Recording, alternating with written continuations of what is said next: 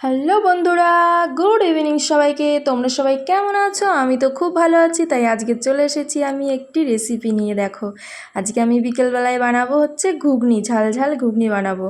তাই জন্য এই যে মশলা করে নিচ্ছি।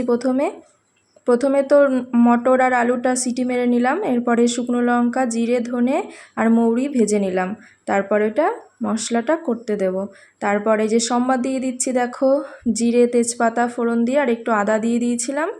ব্যাস, এটাই, আর কিচ্ছু না।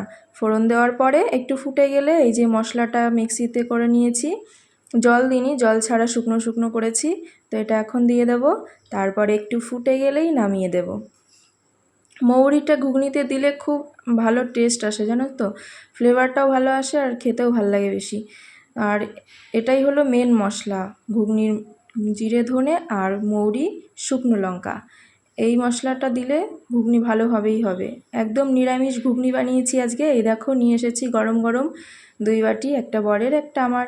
তো বন্ধুরা, এখন আমরা ঘুগনি খাই। আর তো ঘুগনিটা না দেখতে এরকম কালার হলে কি হবে, খেতে কিন্তু দুর্দান্ত টেস্টি হয়েছিল। এই দেখো, আমি এখন খাচ্ছি, দিয়ে খেয়ে বলবো কেমন হয়েছে।